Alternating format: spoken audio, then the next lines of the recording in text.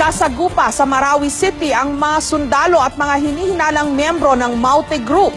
Isang pulis ang patay at 5 sundalo ang sugatan. Sa gitna ng bakbakan, nasunog ang city jail pati ang isang eskwelahan. Tiniyak naman ng militar na kontrolado nila ang sitwasyon. May report si Ian Cruz.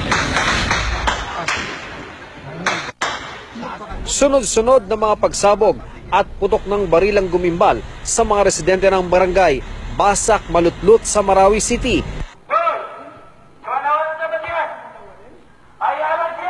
Mula ito sa bakbakan ng militar at mga hinihinalang miyembro ng Maute Group.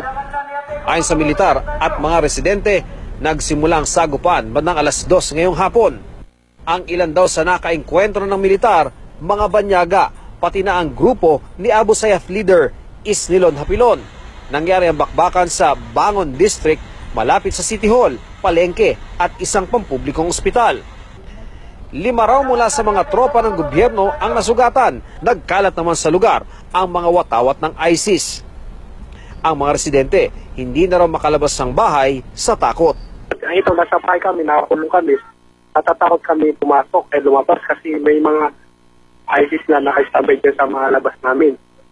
Ito raw public hospital, nakuha daw ng ISIS. Nakuna naman ang litrato ng isang news scooper ang nasusunog na city jail at isang eskwelahan. Paglilinaw ng AFP, isinagawa nila ang operasyon kasama ang PNP base sa impormasyong nakuha mula sa mga sibilyan. Tiniyak din ng militar na kontrolado nila ang sitwasyon. Ongoing naman yung coordination natin with local government unit, especially sa Interagency Task Force of Lanao, para i-secure po yung mga vital installations.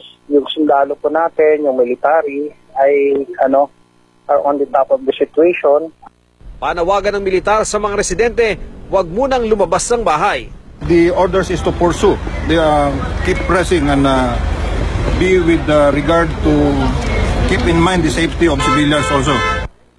Paglilinaw naman ni Marawi City Mayor Majul Gandamra, hindi totoong kinugkob ng armadong grupo